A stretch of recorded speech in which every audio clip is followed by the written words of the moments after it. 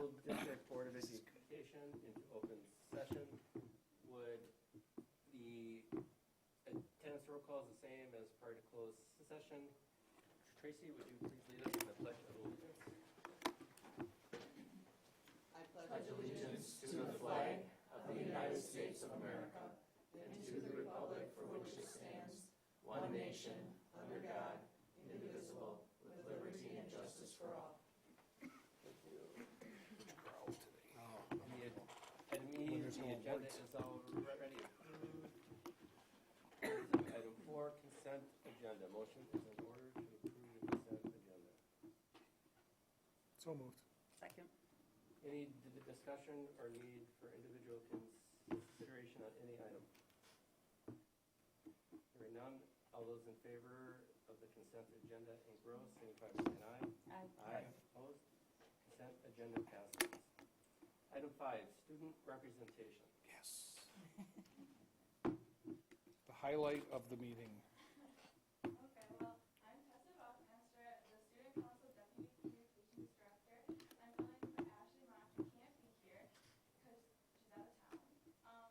So the update on the school is that our varsity girls... I'm sorry to interrupt. Do you mind using the microphone so that if there's anybody listening on out in the public, they can hear you? Yeah. There you go. Is that good? Yeah. Mm-hmm. Okay. So our varsity girls soccer team won the WIA state championships this summer. Also, there's a community movie night on the MHS Improv Field. The most recent showing was Moana on July 19th. At this event, you can donate food pantry items to the Sea of the Pantry. MHS student Amanda Bailey coordinated a community blood drive on July 19th. Forms and Fee Days is this upcoming Wednesday, so it's August 14th. Our band had their week-long band camp, and they prepared for their upcoming school year, and their first performance will be August 22nd. Also, the varsity football team has their first game against Marquette, August 22nd. The dress-up for this game is Hawaiian. And this past weekend, the girls' varsity Poms went to Badger at Carroll University. Any questions for our student rep? No. Thanks, Tessa. Thank you, Tessa. Thank you. Nice job. All right, on to item 6, superintendent's report. Dr. Townsend. All right, a few items here. Jeremiah, do you want to share the first one? Sure. After the last meeting, we talked over the school resource officer contract. There were just a couple questions that the school board still had. One of them being that as part of this contract, the police chief had the discrepancy to essentially assign staffing to events. And so working through the contract with the city's attorney, we removed that and made it more of a partnership. And the police chief has assured us that it will always be a partnership in determining staffing. In addition, we look back at historical data and how much we've been paying for the overtime of police officers. And so it looks like this upcoming year we'll be paying between $4,300 and $5,300 for events if everything remains status quo. Okay. The next item is new teacher orientation. Just a reminder that we are welcoming and orienting our new staff this week. We have a breakfast planned tomorrow from 7:30 to 8. I believe Terry and Brett and Chris were already indicated that they were attending, but if you're interested and available, feel free to come on by and join us. That'd be great. Chris, you've got your speech all set, right? Absolutely. Yeah. Just dynamite one, pages and pages. Okay, good. All right, so the next item is welcoming our staff back and welcoming them to the 2019-20 school year. What we do now, just from a standpoint of like how we bring staff together, we bring staff together at our end of the year luncheon, where all of the staff are together and they're able to celebrate retirees and Compass recipients and things. In the beginning of the year, because there's so much work to do to get prepared and get going for the school year, we spend about 20 minutes in each of the schools welcoming staff back. You're more than welcome to join any one of those if you'd like. Just let me know so that I can make sure that I inform the principal that you'll be coming and there's ample space for people. But also, just in case something changes and we have to make an adjustment to time. And it's quick, it's 20 minutes, so feel free, you're welcome to join us.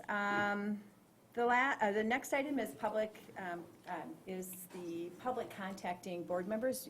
You might recall that we had a couple of policies that we discussed regarding essentially public comment during board meetings. And so we committed to making sure that there was information about how the public could contact the board members. So you can review what we've got so far, and if there's other things that you would like to recommend or opportunities that you'd like us to consider, please just let me know. Otherwise, it's on the website, and then we have a parent IC message that will be going out in the next few days that will also be informing the public of how they can connect with the board and the process for that.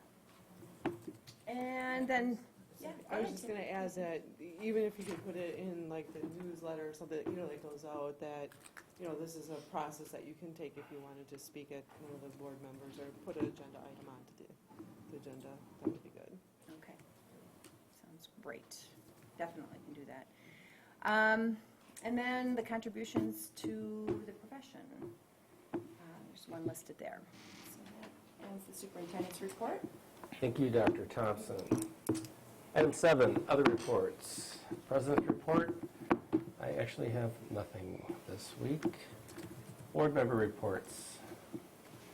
I actually have, so this week I nominated, I talked to Kelly and Chris, Impro and the Waukesha Freeman.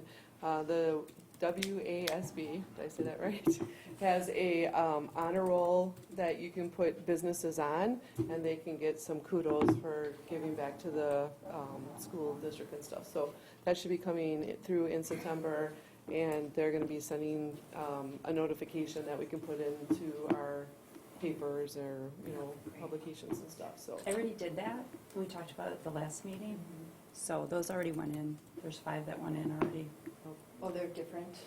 That's the business honor roll. It's the same thing. Mhm. And you had 5. Okay. And I worked with you just have Jim the Impro. and, yeah, you can only do 5 total. Okay. Which one did you put in? Impro and Waukesha Freeman. Were those 2 of them? No, Waukesha Freeman did not come up. I worked with Jim and Ryan, and we put 5 of them together. So we did, I sent them, those are the ones that I sent you guys for review before I. They're due the 16th. I thought they were different, but they're the same. Okay. Yeah. Yeah, because I contacted you like in June Yeah. about it, and then sent through. So you have 2? 2. So there were a couple that were a little shorter, so if you didn't submit them, we could They all just. went. Oh, they all did? I did Oh, 5. We picked the 5. Okay, Yeah. all right. We'll have to follow up with WASB. Yeah, right, because now Yeah. there's duplications. Because I just asked these 2, and then Yeah, I we'll- went through that route. Yeah, We can because call you their worked office out and- Yeah. the last. Yeah, because we should, It's really only 6 then. I we mean, can, it's- yeah, because we can call the office. We'll work through Brett. Yeah, just 'cause give the top 5. I didn't realize there was a limit. Yeah. That seems, so I think if we're diligently, did our due diligence, we'll work with Brett to see if we can just do those 6 then. Yeah. Absolutely. Sorry about Thank you that. both for Yeah. doing that, too. 2 different things, and assumed it was different, so apologize for that. Yeah.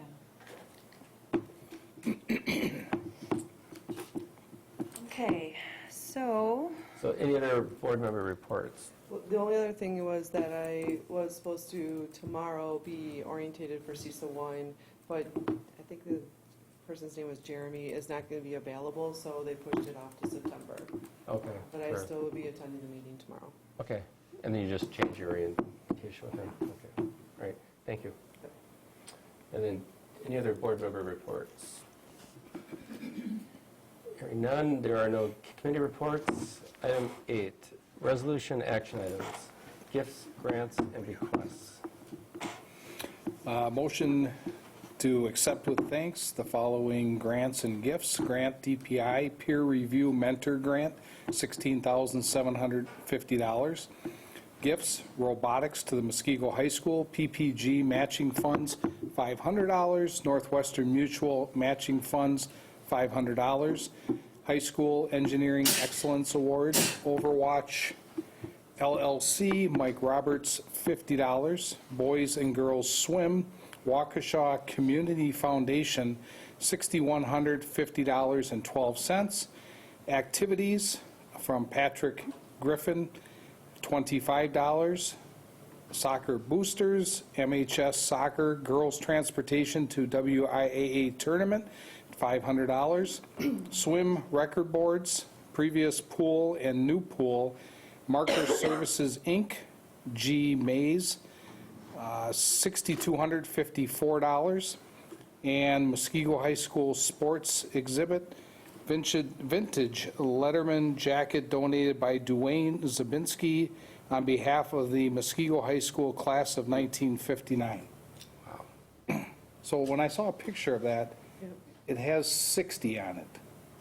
So I didn't really understand that. And they had in the paper as class of 59, but the letter jacket has 60 on it. I think it has 58. Or 58. It was one off of So whichever. 58 was, I think, the year that they won the championship. 59 was the year he graduated.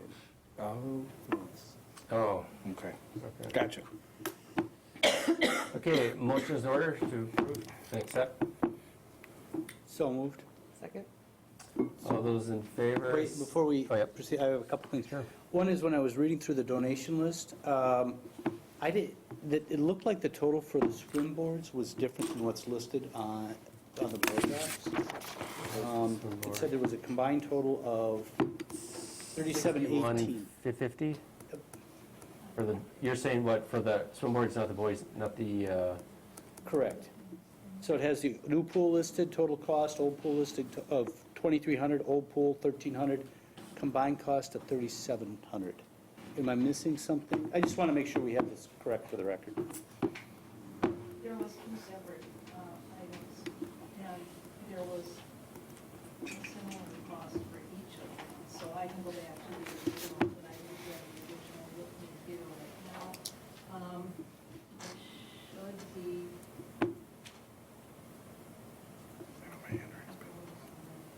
Oh, I have one other thing too. yeah. maybe nothing. Where are you seeing that, Brett? I'm seeing, It's on the 150. donations, the very last Is this page. a comic book? Or what? No. Weeks ago. And now they just have to address whatever the issue is at the time that the item was built. Well, while Dar's getting that, the Letterman's jacket, what will be happening with that? And the reason I'm asking is, not this coming convention, but the following convention will be the centennial celebration, the WSB, and we're asking all districts to contribute, or loan, I should say, artifacts, pictures, whatever. And I'm wondering if that's something we may want to consider. I'll leave it up to, Loaning out? yeah, I'll leave it up to administration. It's on the if wall there's right anything. now. Is it easy to take off?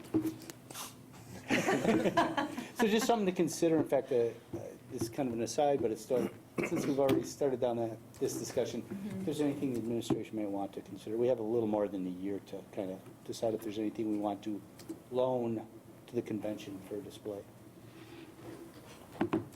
For the January 2021? 2021. yeah.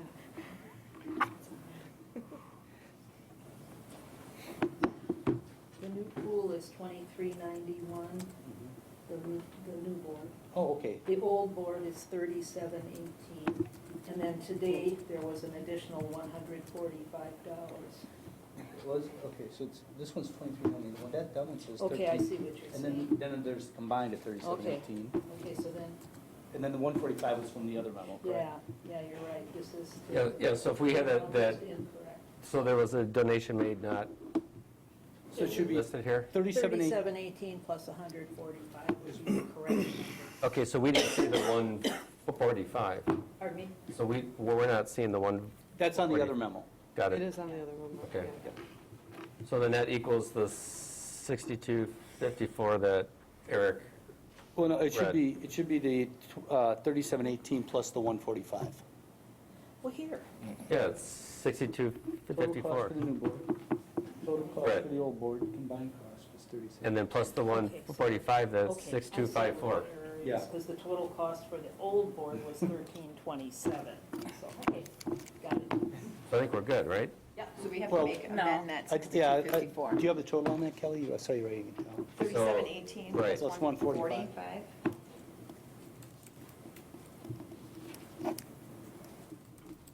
$3,863. I'd like to make it, amend the motion to reflect the, what was that, 3863. 3863, that amount. No sense, right? Correct. See if Tracy will second that. Sure, a second. Second? All right. Any further discussion on the motion to amend? Isn't that enough? I think you're good, Brett. Thanks, sir. Thank you. Oh, all those in favor signify by saying aye. Aye. Opposed? The motion is amended to include the 3863 for the swim. Now, on the original motion, as amended, any further discussion? Thank you, Mr. Hyde, for your attention to detail. You're welcome. Hearing none, all those in favor signify by saying aye.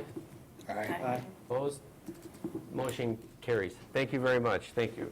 All right, item 8B, 2019-20, Eye on the Goal goals. Motion to approve 2019-2020 EOTG. A motion? Thank you. Second. Any discussion? All right, well, what you have in front of you is some information about the direction of our district for the next year. This is the second year of our five-year strategic plan. We always, each year, we create a document called What is the 2019-20 Eye on the Goal? So if you click on that, that's the first attachment. What we do is we inform our staff, remind our staff what the eye on the goal is, and then we also, it's used with new teachers and things to make sure that everybody understands what our goals are and what the eye on the goal actually is. And so this articulates it, it's updated each year, so our eye on the goal document now looks like, looks different than it did last year. I'll pass that out here, just so you have a hard copy of it. And we'll be printing this over the next week or so, so if there's anything that you'd like changed or amended, let me know. So it goes into, what are the elements of the eye on the goal? We have 3 focus areas with an overarching commitment to continuous improvement. Page 2 of that document of what is the eye on the goal, talks about that the first side of the eye on the goal really stays static. This is, these are our commitments, this is our vision, our mission. These are our 3 areas with that commitment to the orange area of continuous improvement. And it's the back side where our outcome goals shift. And so, this document goes through that. It talks about how the goals cascade, and that's where it narrows down. So I just want to let the board know there's multiple documents and data that, or goals essentially that we focus in on each year. So this is sort of the 30,000 foot. This is for public consumption. This is on our website. This is for our public to know. We focus in on employee engagement, retaining our staff, all those goals. And the goal specifics change where they can. But then the next level of narrowing is what you might remember as our quality report, where you would see more data, you would see trends, you would see comparables, things like that. We're moving to a Qualtrics, so if you go to our 3rd page of that What's the Eye on the Goal, you'll see the visualization of our goals, and they're more specific. So On the 30,000, for example, 30,000 view, we're saying student performance will place, in reading and math, will place MNS at the median or above in Waukesha County. We're more specific as we get to the Qualtrics. We're saying, here's, this is where we're going to be in elementary and middle, because we already have been at the median for 3 years. Now we want to be at the top third, not just the median. But this is, we don't need 5 million goals here, but we're more specific when we get into Qualtrics, and we're tracking how we're doing.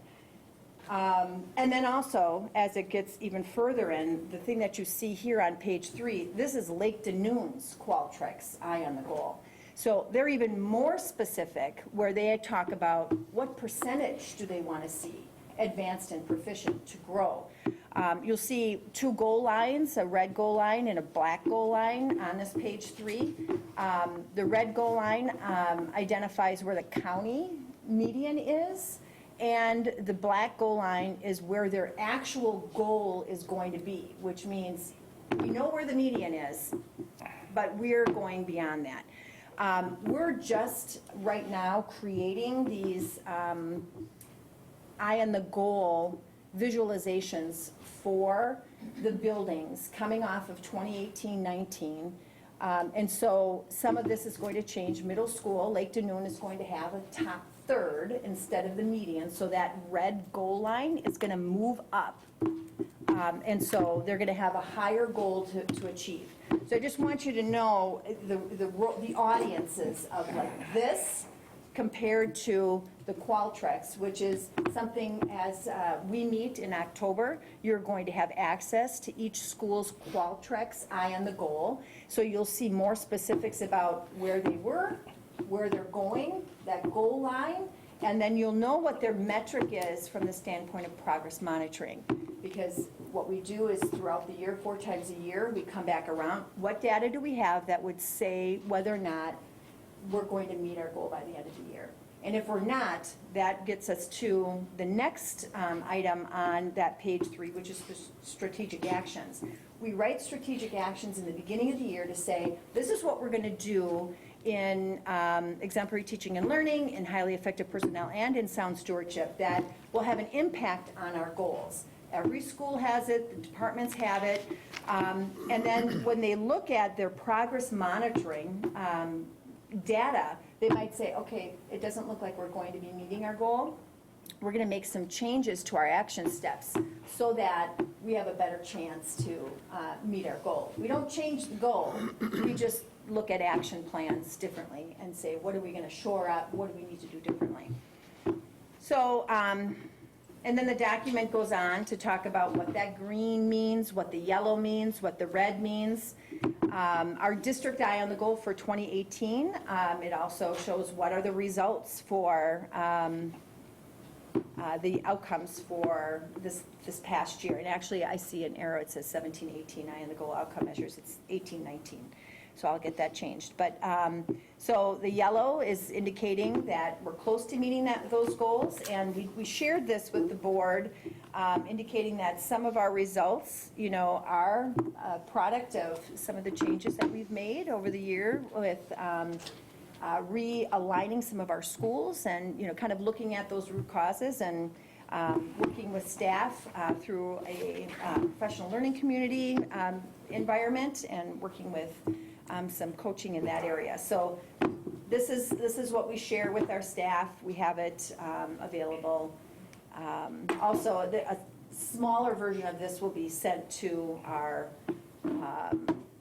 parents through our Parent IC message over the next couple of days. Any questions about that document? When you are outlining the eye on the goal for each building, Yeah.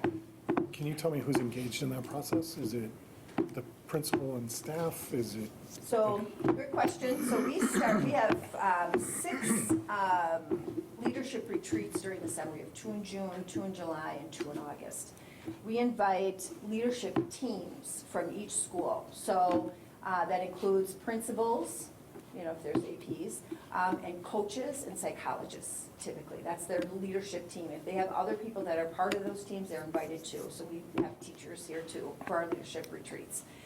Then, between now and September, principals are working with their Eye on the Goal teams at their buildings, which includes all staff, or a section of their staff, like Baleen Elementary, would have a Eye on the Goal team or a leadership team, whatever they call that team, and they'd go through, here's where we were last year, what should our goals be, but they're all aligned. I mean, if you, in that document, I'm sorry, I just got kicked out of the, if anybody else did, but you look at,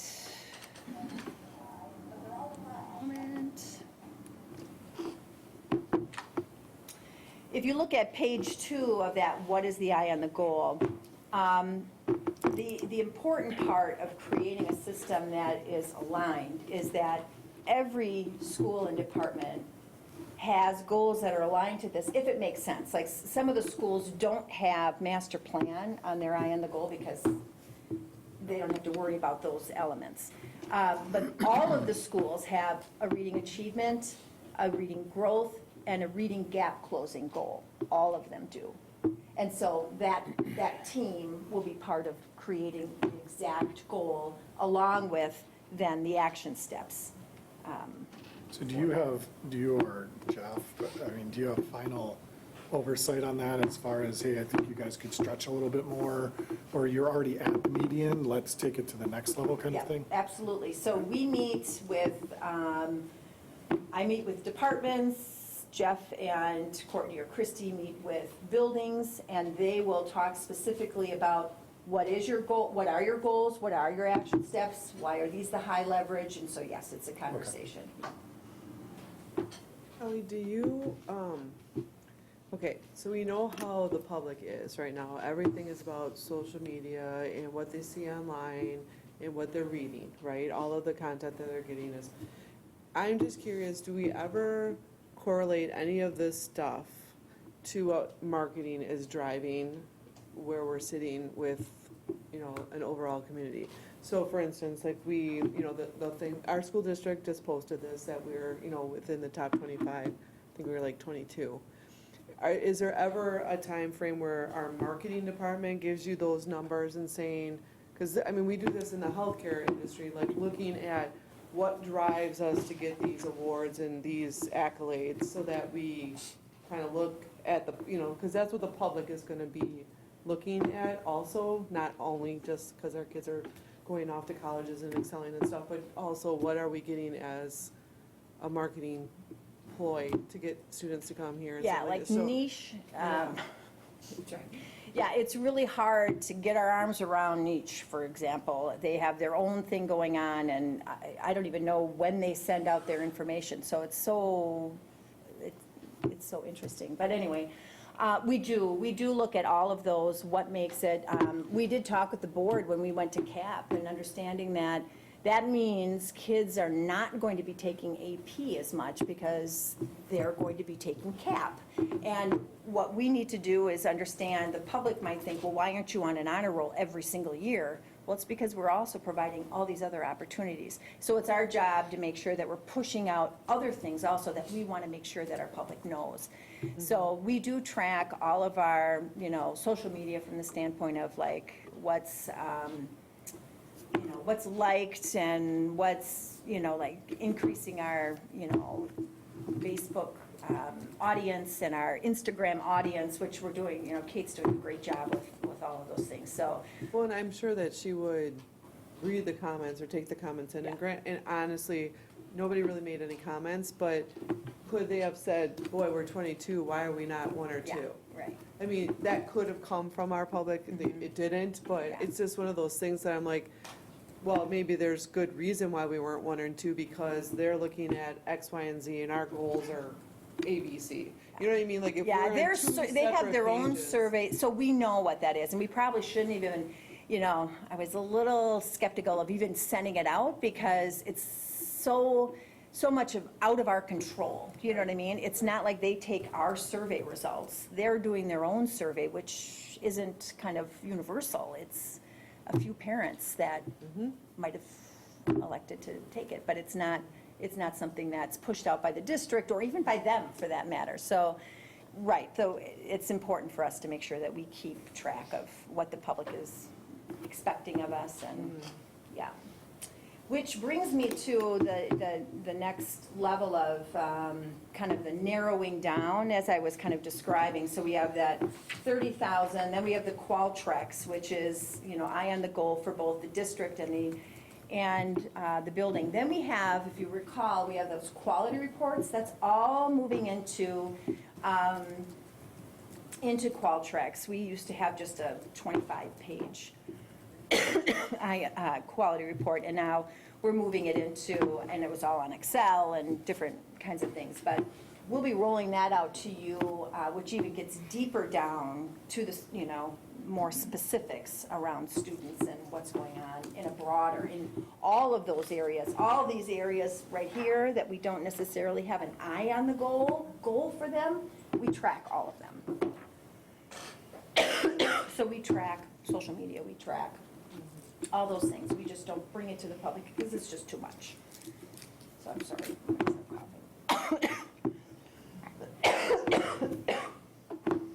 Okay, so,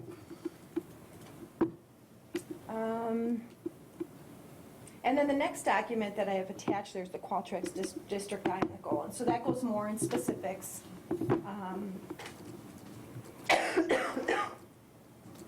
Anybody have any questions about that? Any of the goals?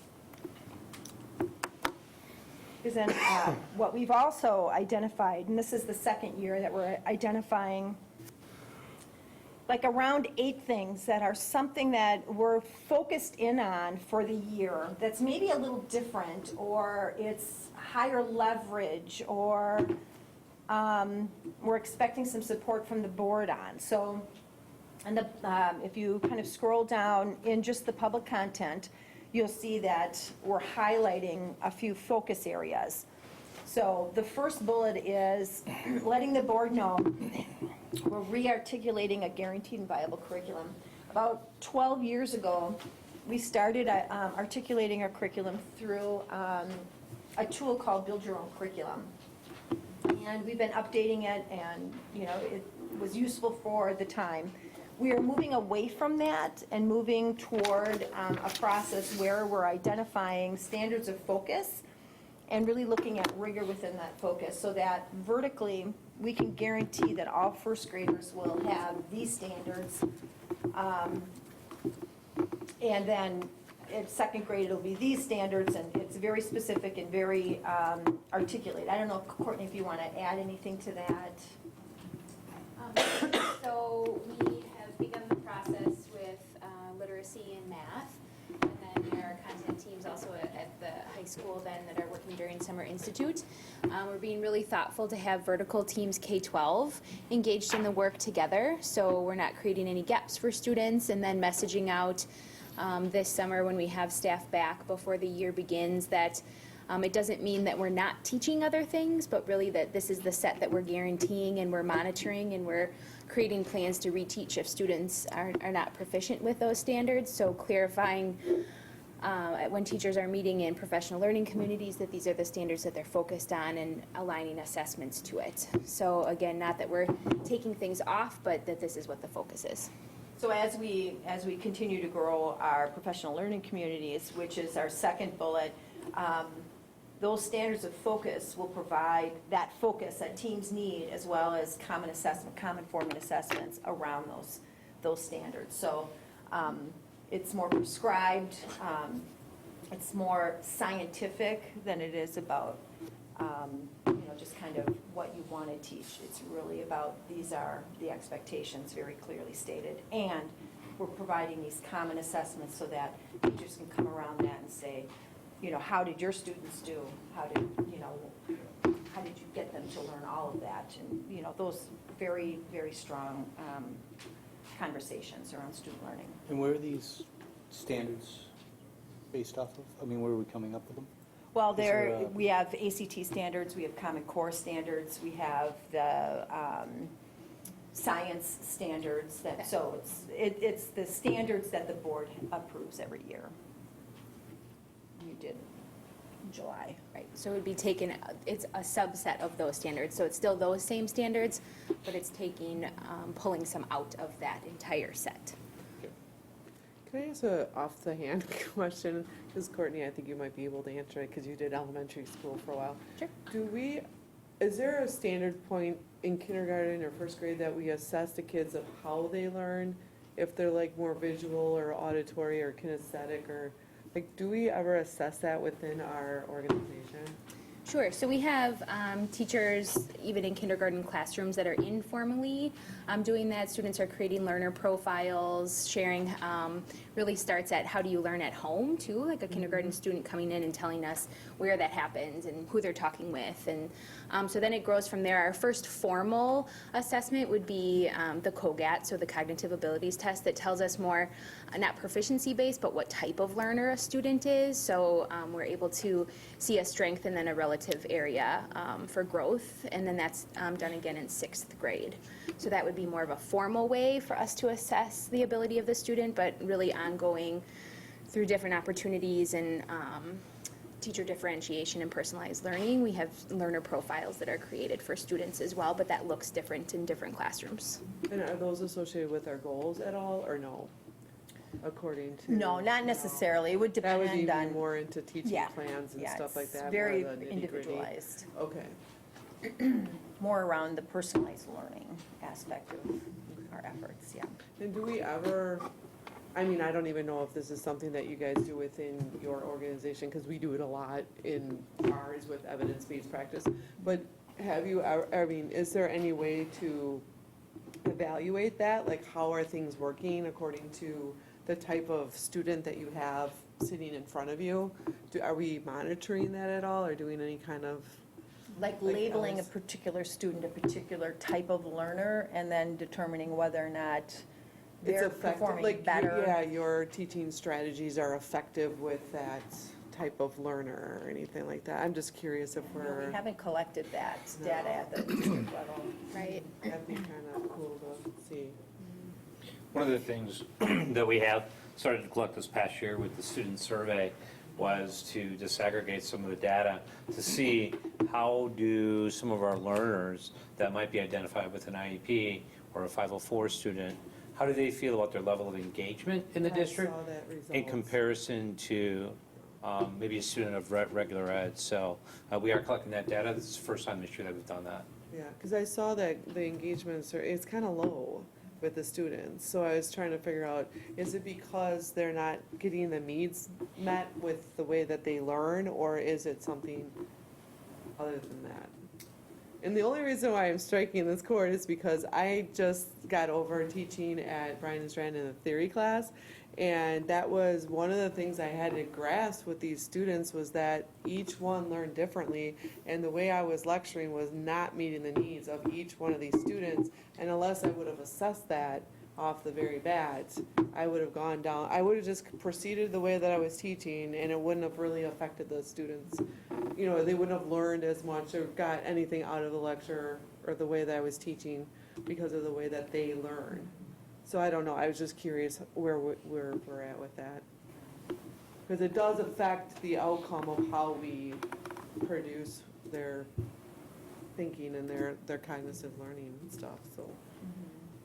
Yeah, we also, and, you know, one thing, we've been using Studer as our deliverer of our surveys, but we're bringing that in-house through Qualtrics so that we can take a student's results related to how they perceive themselves, and there is another question on the student survey, I believe, that, you know, talks specifically about my teacher teaches to my learning style or something like that, and we can then match up, you know, Johnny said this and this is his score, so we can kind of, but we don't have the learner style articulated, and maybe that would be something we could look into, how we would do that, or Yeah, when we would do that. Right. If COGAT is something we could. Bigger picture, or if it's more individualized, I'm Yeah. not 100% sure on that. Thank you. I was looking for ways to improve. The third bullet is a continued focus. You might recall, this is our third year now, focused in on our 6 high leverage practices, which are listed in that, close reading, note-taking, questioning, academic conversations, choice and voice, and student-led goal setting. We spent time last year creating rubrics around that, and really now it's in the school level, and so they all have, each school will have strategic actions around how they're going to be looking for expertise in those 6 high leverage practices within the classroom. The fourth bullet has an asterisk, and that just means that this is one of the focus areas that aligns with a board proposed goal, and that is to embed education for employment, we call it E for E, efforts aligned to our vision of a graduate in order to enhance student experiences, academic and career plans, and business partnerships. So this is sort of moving from just those 6 levels of experiences that we really focused in on last year to a broader plan that really brings all of the things related to students really making plans or goals around what they want to do, how we are responding to that, how are we ensuring that we have partners out there for students to shadow, for students to get experiences, in certain areas. So that whole broadening, and so we're looking at, continuing our focus on that. The fifth bullet, 2, 4, 5, is also one that we thought the board could potentially have support us, and that's enhanced strategies to close the achievement gap related to inclusive practices, PBIS, multi-levels, system of support, co-teaching, in order to address equity issues. So in some of the conversations that I've had with board members, special education, or students with IEPs, along with equity were, a theme that came out. We are part of a consortium, so we'd like to invite at least one, or all of you, whatever, to attend a meeting in January or February related to equity in education. It has more of a slant around ethnicity, but we can glean from that, really important things to bring back to our system. So we'd be looking at some board support there. And I know WASB has a big focus on equity as well. The next bullet is to deploy safety grant requirements and processes. So we've got a number of new elements that we want to make sure that we're really focused in on. One is trauma-informed care training. So that kind of continues to build year after year on how many people have to go through that formal training. And so we're starting with our support staff, our student services staff, with regard to that, but also then the metal detectors that we received, and really trying those out, figuring out how we're going to utilize those. The second to the last bullet is align potential funding sources to our prioritized master planning needs, and so obviously that's a continuation, looking at that prioritization list probably sometime in September or October, and then talking about what are some sources of funding that we could kind of align to each one of those items. Some might have a lower community support, but because there's something that we can finish off with some capital monies or maybe sales of projects, those might come up in priority just based on that. For instance, lighting on the baseball fields, for example, might have had a lower community survey result, but because we can take care of it through monies within our system or donated monies, we would pull that up. The last bullet is to study key work systems scheduled for the plan phase. Now this is our third year of a Plan, Do, Study, Act cycle, and this is all about capacity. We have, I believe, around 40-some key work processes that support our system, and we put them on a cycle so that because we can't do everything. And then if somebody says, oh, we should do this about insurance, well, we'll be looking at that in 2021 or whatever, so that we're planful. Of course, we're also agile, so if there's something that needs to come up or stay longer in that plan phase, we'll make adjustments for that. But some of the things that, we'll do curriculum reviews that every year we have curriculum that will be on a review cycle. 4K will be coming to the board in December with some recommendations.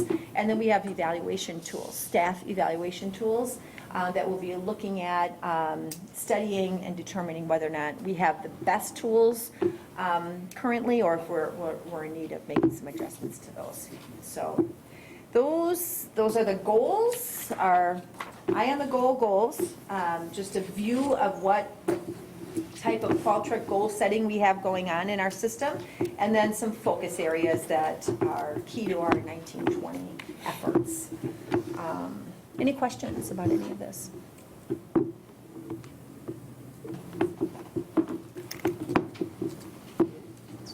Hearing none. All those in favor of the motion, signify by saying aye. Aye. Opposed? Motion carries unanimously. Thank you, Dr. Thompson. You're welcome. Item 9, the discussion items.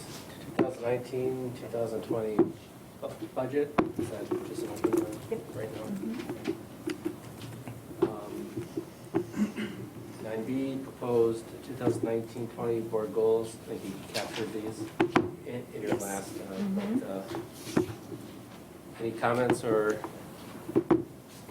suggestions on the board goals? Separately identified here, but included as part of the plan that we just approved. All right, hearing none. Item 10, information follow-up.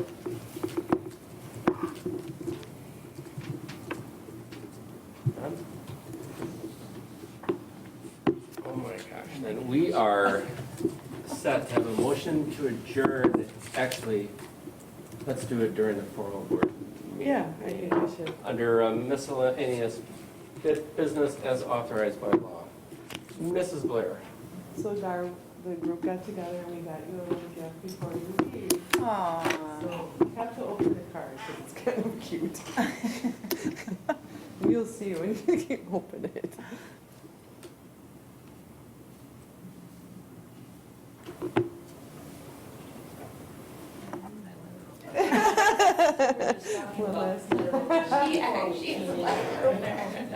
That's old school, right? Yeah, everyone just uses their fingers now. I have a letter opener at home, so I guess I will.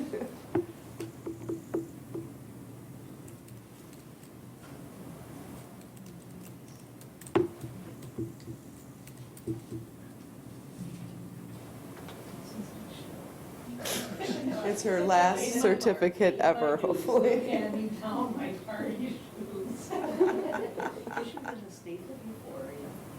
It should, I'm out of here. Notice how I did that? I did person extraordinaire, issued by the board of insurance. No work, no jerks, no problem. Effective today. Oh, no, not today,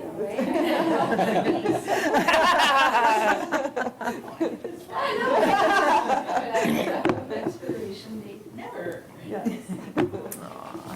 Dara, thank you very much for your service. Thank you, Tracy, for putting Oh, that sure, no. together. Dari, you want to stand up at the mic and tell us Yes. how your last few years have been? I'm just kidding. Oh, Rick's gone now, so we can do it. He could be watching. He's probably the only one. Yes, so we got you breakfast, lunch, and dinner. So Oh, did you really? Oh, how sweet.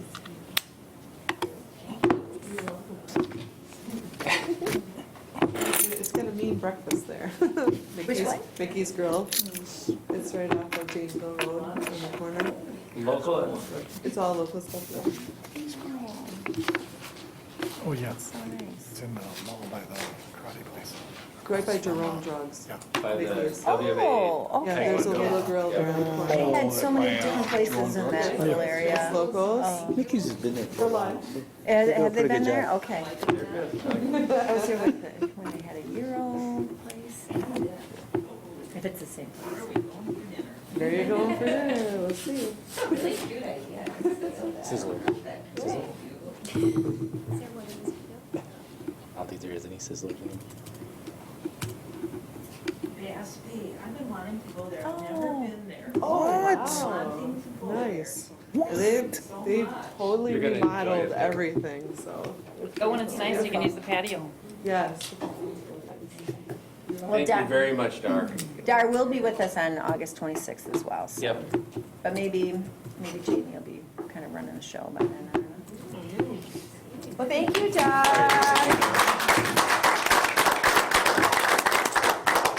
So generous, I really appreciate it. We appreciate you.